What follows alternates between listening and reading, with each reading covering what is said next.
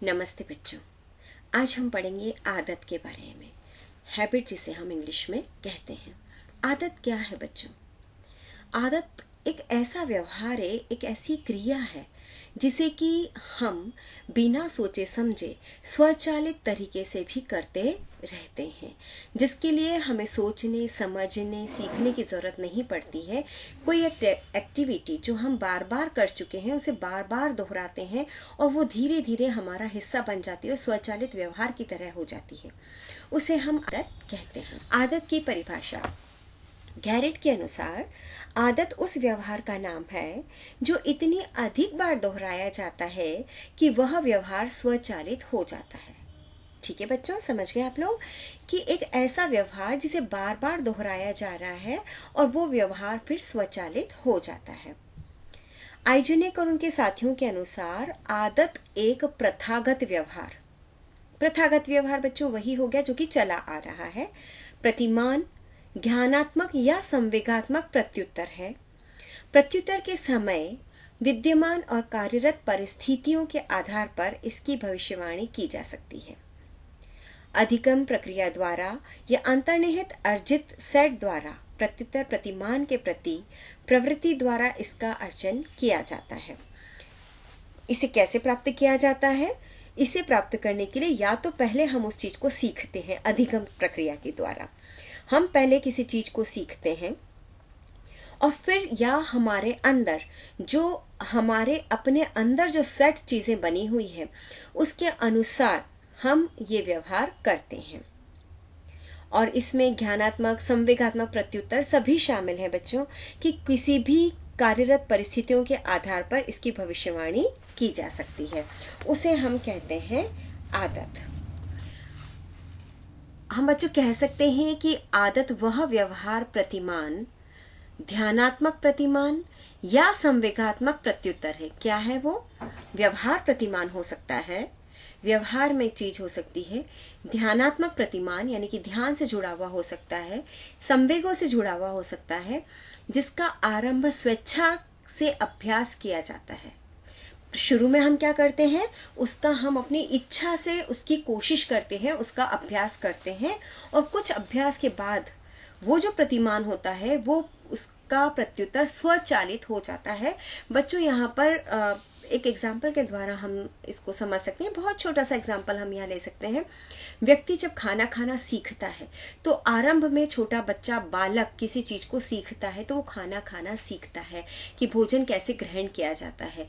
लेकिन कुछ समय बाद जब बराबर वो चीज सीखता है उसके बाद वो चीज उसके अभ्यास का हिस्सा बन जाती है और वो उसकी आदत में परिणत हो जाती है। बच्चों, आदतों की अपनी कुछ विशेषताएं होती है, जैसे कि आदतों को सीखने के द्वारा अर्जित किया जाता है। आदत ऐसी चीज होती है जो स्वचालित होती है, बिना सोचे समझे यह क्रिया हो जाती है। आदत संबंधी कार्यों में एक रूपता होती है। आदत संबंधी कार्य और व्यवहार शीघ्र संपादित होते हैं। बहुत जल्दी व्यक्ति संपादित कर लेता है क्योंकि उसकी प्रैक्टिस में होते हैं। आदत संबंधी कार्यों में बालक को ध्यान लगाने की आवश्यकता नहीं के बराबर होती है क्योंकि वो पहले उसका अभ्यास कर चुका है। आदत संबंधी व्यवहार और कार्य शीघ्र और सरल ढंग से संपादित होते हैं, ठीक है, क्योंकि उसकी आदत है, अभ्यास है। आदत संबंधी कार्य बालकों के लिए बड़े ही रोचक और संतोष प्रदान करने वाले होते हैं क्योंकि उन्हें उसमें कोई भी एक्स्ट्रा एफर्ट लगाने की आवश्यकता नहीं होती है। आदत संबंधी कार्य शुद्ध ढंग से संपादित होते हैं और इनमें त्रुटियां भी नहीं रहती है।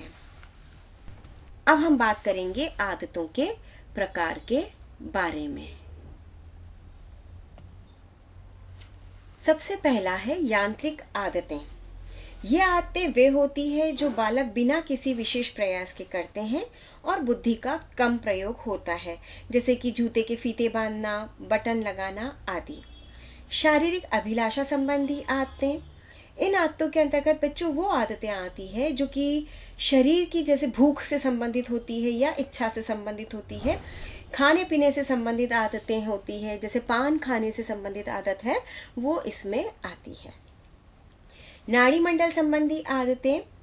ये वे हैं जो कि संवेगात्मक असंतुलन या मस्तिष्क के विभिन्न विकारों से संबंधित होती है, जैसे कि नाखून काटना, बार बार कुछ बच्चे होते हैं ना, बालक जो कि है ना दांतों से लगातार अपने नाखून काटते रहते हैं, बार बार कॉलर ठीक करते हैं, बैठे बैठे पैर हिलाते हैं, कंधे उचकाते हैं, इसको हम कहते हैं नाड़ी मंडल संबंधी आदतें।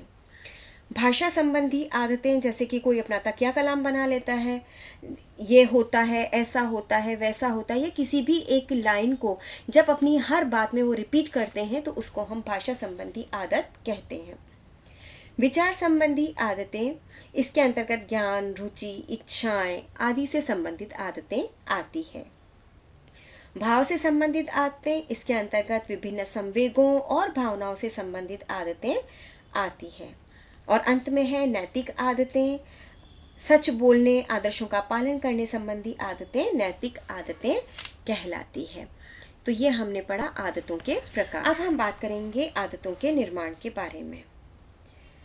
सामान्य और समायोजित जीवन एक व्यक्ति जिए बच्चों, इसके लिए आवश्यक है कि व्यक्ति के अंदर अच्छी आदतें हों। और ये जो अच्छी या बुरी आदतें जो भी होती है, बचपनावस्था से ही इन आदतों का निर्माण प्रारंभ हो जाता है। कुछ आदतें ऐसी होती है जो धीरे धीरे बढ़ते बढ़ते बाल्यावस्था, बचपनावस्था में जाती है। जैसे कि एग्जाम्पल के तौर पे हम समझ सकते हैं कि खाने पीने और सफाई संबंधी जो आदतें होती है उनका निर्माण बाल्यावस्था और बचपनावस्था दोनों में होता है। और बच्चों, यही वो अवस्था होती है और एक एडोलेसेंस एज होती है कि कुछ बुरी आदतों का निर्माण भी इसी में होता है। और एक बार अगर ये बुरी आदतें पड़ जाती है तो ये व्यक्ति को बहुत परेशान करती हैं और ताउम्र व्यक्ति का पीछा नहीं छोड़ती है।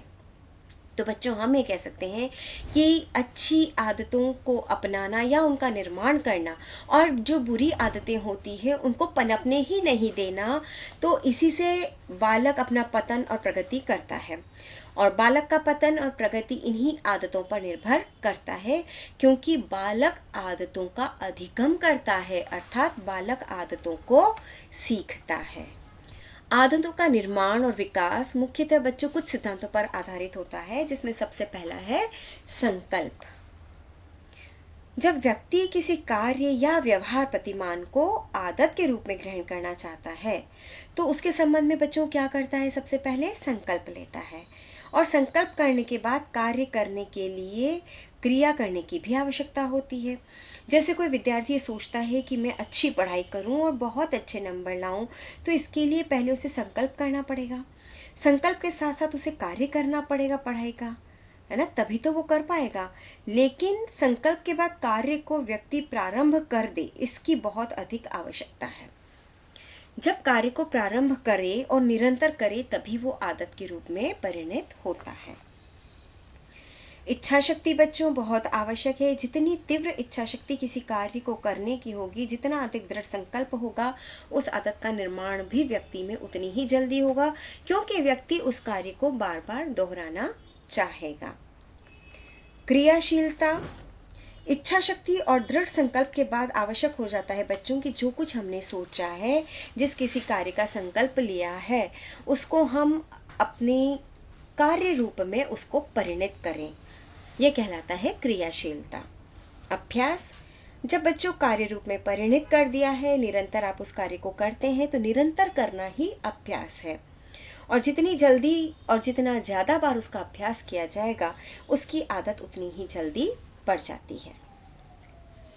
नेक्स्ट पॉइंट है हमारा ध्यान। आदत निर्माण के लिए बच्चों ध्यान की बहुत अधिक आवश्यकता होती है। जिन कार्यों या व्यवहार प्रतिमानों के संबंध में व्यक्ति आदत बनाना चाहता है, तो उसकी तरफ उसे ध्यान देना बहुत आवश्यक होता है। निरंतरता आदत के निर्माण के लिए बच्चों बहुत आवश्यक है कि जिस भी कार्य को प्रारंभ किया है उसमें वो लगा रहे, निरंतरता बनी रहे, उसमें शिथिलता या विराम कहीं भी लगने नहीं दे, तभी वो अभ्यास और फिर आदत में बदलेगा। अच्छे उदाहरण, निर्माण और विकास के लिए अगर बच्चे के सामने माता पिता, शिक्षक अच्छे उदाहरण प्रस्तुत करते हैं तो बालक उस उन चीज़ों को लेकर के उनको अपने अंदर आदतों के रूप में अनुकरण की आदत डालेगा और उसी प्रकार से स्वयं भी अच्छा करने की कोशिश करेगा। पुरस्कार और दंड। अच्छा करने पर, अच्छी बात करने पर, अच्छी आदत करने पर पुरस्कार दिया जाना सुनिश्चित करना चाहिए। और अगर बुरी आदतों का वो प्रयास करें तो पहले उसे समझाना चाहिए, और अगर समझने पर बच्चा नहीं समझ पाता है तो ऐसी अवस्था में उसे पहले डांटना चाहिए, उसके बाद दंड भी देना चाहिए। प्रशिक्षण, बच्चों आदत अच्छी हो या बुरी हो, हर एक के लिए क्या चाहिए, सीखना ज़रूरी होता है। और स्पेशली बच्चों अच्छी आदत के लिए तो प्रशिक्षण बहुत अनिवार्य होता है, जो कि बड़ों के द्वारा, माता पिता के द्वारा, शिक्षकों के द्वारा दिया जाता है, सिखाया जाता है। बच्चों, यहाँ मैंने बुरी आदत में भी प्रशिक्षण की बात कही है। कई बार बच्चा अपने दोस्तों से उन बुरी आदतों का प्रशिक्षण प्राप्त करता है और उनको जल्दी से सीख जाता है, क्योंकि लेकिन हम यहाँ पर इसकी बात करेंगे अच्छी आदतों के बारे में ही, जैसे कि छोटे बच्चे में ही सफाई से नहाना, मंजन करना, आँख नाक कान आदि ठीक प्रकार से करना, साफ वस्त्र पहनना इत्यादि आदत अगर डाल दी जाती है तो बच्चा उसी प्रकार से कार्य करता है। ये हमने बात की आदतों के निर्माण और विकास के मुख्य सिद्धांतों के बारे में। अब हम बात करेंगे आदतों के निवारण में।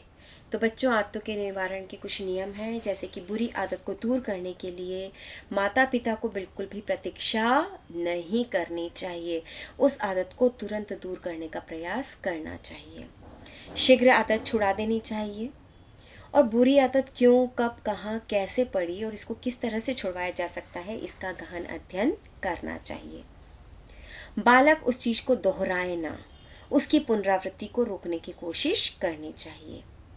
और एक बुरी आदत के बदले किसी दूसरी अच्छी आदत का अभ्यास बालक को करवाना चाहिए, जिससे कि उस नए अभ्यास के कारण बालक उसको अपनाएगा, नई चीज को अपनाएगा और पुराने उसको छोड़ देगा।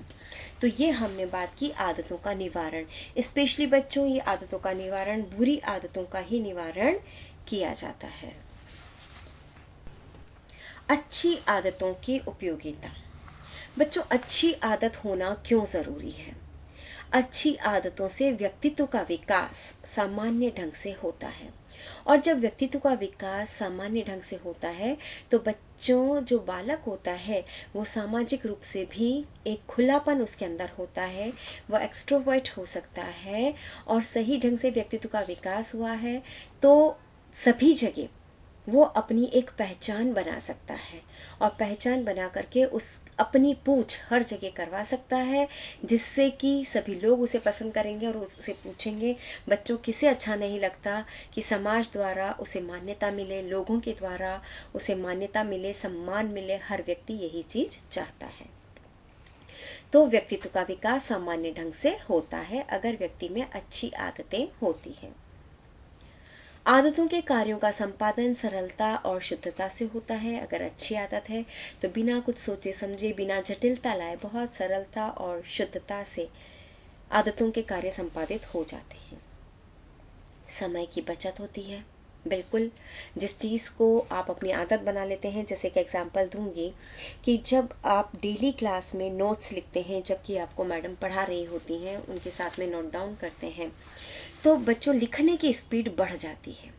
और जब लिखने की स्पीड बढ़ जाती है, पहले शुरुआत में कुछ चीज़ें छूट जाती है, कुछ लिखी जाती है, कुछ नहीं लिखी जाती है, लेकिन जैसे जैसे समय बीतता है ना बच्चों, वैसे वैसे आपको अभ्यास हो जाता है, और जब उसकी आदत लग जाती तो आपका हाथ बहुत फास्ट चलेगा, और जब हाथ फास्ट चलेगा तो क्या होगा, आपके समय की बचत होगी। आदतें व्यक्ति को नियमित बना देती है। नियमित कैसे बना देती है? जब उसको आदत पड़ चुकी है, किसी चीज़ का उसको अभ्यास हो चुका है, तो वो अपना कार्य बिल्कुल उसी ढंग से संपन्न करता है, और व्यक्ति में अनुशासन भी आ जाता है बच्चों नियमित होने से। अभ्यर्थियों को उत्पन्न करने में सहायक होती है। जैसे कि यदि कोई विद्यार्थी पढ़ने और परिश्रम करने की आदत डालता है तो ये उसकी उन्नति के लिए एक बहुत ही अच्छी आदत होती है। आदतों से मनुष्य को कार्य करने में शीघ्रता और तेजी आती है, क्योंकि वो अभ्यास में आ चुकी होती हैं, वो उसे समझ चुका होता है। और आदतों से संतोष और सहनशीलता प्राप्त होती है। जब व्यक्ति सीखे हुए कार्य को बहुत अच्छे से कर लेता है और उसके विकास में उसका योगदान होता है, और उस कार्य को करने के बाद वो कम समय में कार्य कर लेता है, सही समय पर कर लेता है, और सभी जगह अगर उसकी पूछ होती है उसे माना जाता है, उसके व्यवहार को तुल दिया जाता है, तो इन सब के बाद व्यक्ति के अंदर संतोष और सहनशीलता दोनों ही चीज़ों का विकास होता है और व्यक्ति को ये सब कुछ अच्छा लगने लगता है। बच्चों, हमने बात की आदतों के बारे में। धन्यवाद।